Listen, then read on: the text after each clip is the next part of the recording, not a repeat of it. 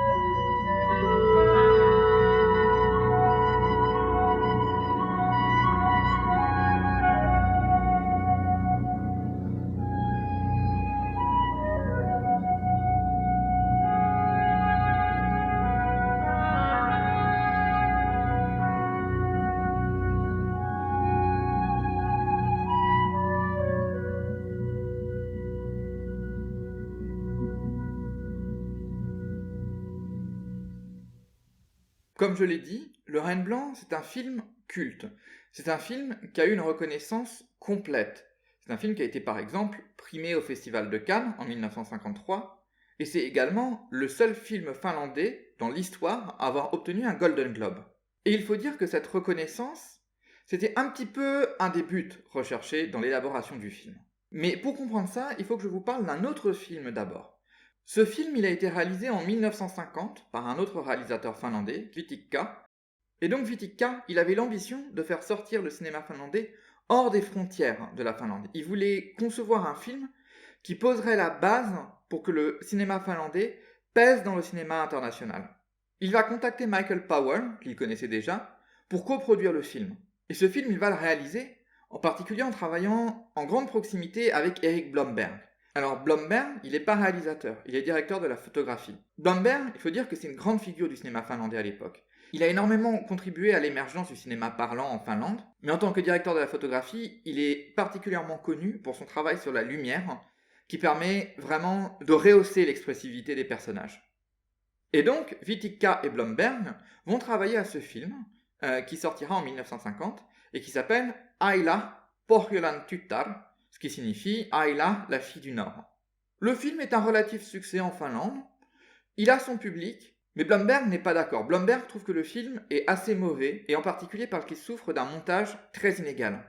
Et du coup, il est frustré. Il est frustré parce que le film n'a pas atteint le but escompté, qui était, je vous le rappelle, de poser une base pour que le cinéma finlandais devienne un cinéma international. Alors il va décider de réitérer cette tentative, mais cette fois en tant que réalisateur. Je rappelle, pour Aila Pohjolan Tytär, il était uniquement directeur de la photographie. Là, il va passer derrière la caméra. Il va écrire le film avec sa femme, Mirjami Kuosmanen, qui va aussi jouer le rôle principal, et le film va donc être réalisé en 1951 et va sortir en salle en 1952. Donc ce film, c'est un film fantastique qui tend presque vers l'horreur. En fait, à vrai dire, ce film aujourd'hui, il serait classifié dans le folk horror, mais à l'époque, en 1952, le terme n'existait même pas. Si je dis ça, c'est parce que le film emprunte énormément à la mythologie Sami, les Samis étant le peuple autochtone vivant en Laponie.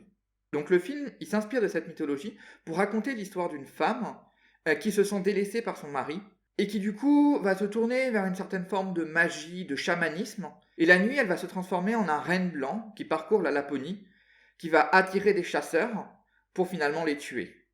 Donc on est vraiment dans un scénario très typique de film de vampires, film de loup-garou, etc. Donc on est vraiment en plein dans ce qui se qualifierait aujourd'hui de folk horror.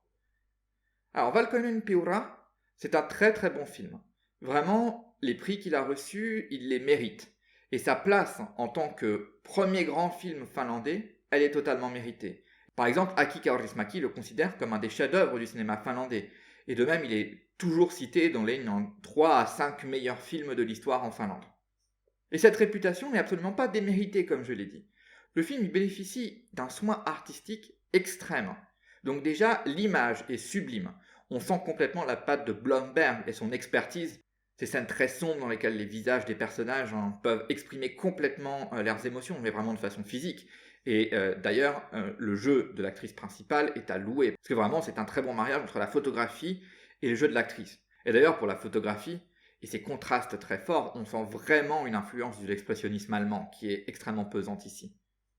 Autre grand aspect du film, sa musique, qui est composée par Einar Englund, donc un grand compositeur finlandais.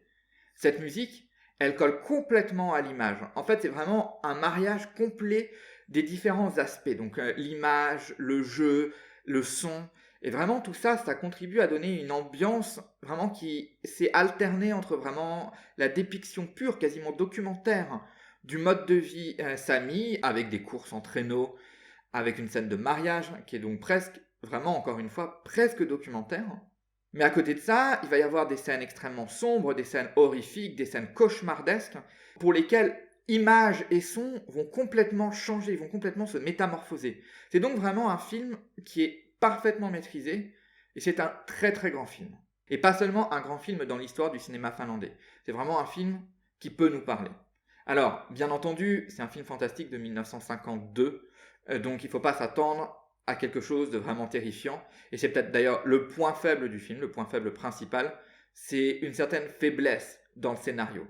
Ça va finalement assez vite et on peut avoir une certaine frustration que ça n'aille pas plus loin. Mais malgré tout, le film, il est à voir.